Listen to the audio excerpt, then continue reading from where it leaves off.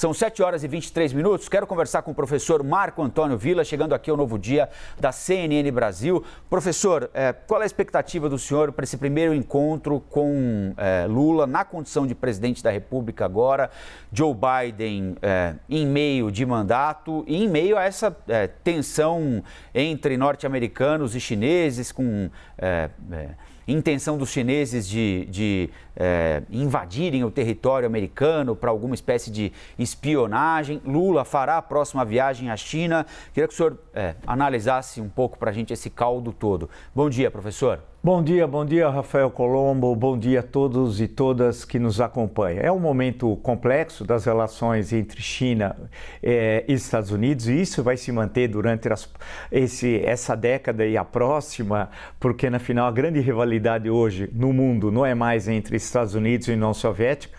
A União Soviética deixou de existir no Natal de 1991, né? É entre Estados Unidos e a China. É aquela contradição que diversas vezes ocorreu na história mundial, e que o Tucídides, no clássico dos clássicos, o livro de História da Guerra do Peloponeso, é chamado por alguns de armadilha de Tucídides. É quando você tem uma grande potência, no caso lá do Peloponeso, Atenas, e uma outra ascendente, Esparta. E diz o Tucídides que o conflito era inevitável, que foi a Guerra do Peloponeso por cerca de 3 décadas. Alguns dizem que a chamada armadilha de Tucídides estaria colocada agora, nessa conjuntura entre Estados Unidos, a potência dominante, e a potência ascendente, economicamente, agora militarmente, a China.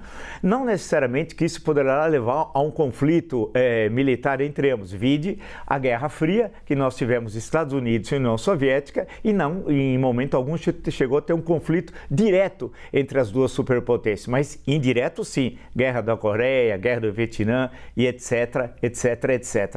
A questão nossa da visita de Lula aos Estados Unidos é muito importante. Os Estados Unidos foi o primeiro país que reconheceu a independência do Brasil, lá em 1824. Segundo, nós temos relações históricas, culturais e principalmente econômicas dos últimos 100 anos até o final do século passado. Nosso principal parceiro econômico era os Estados Unidos.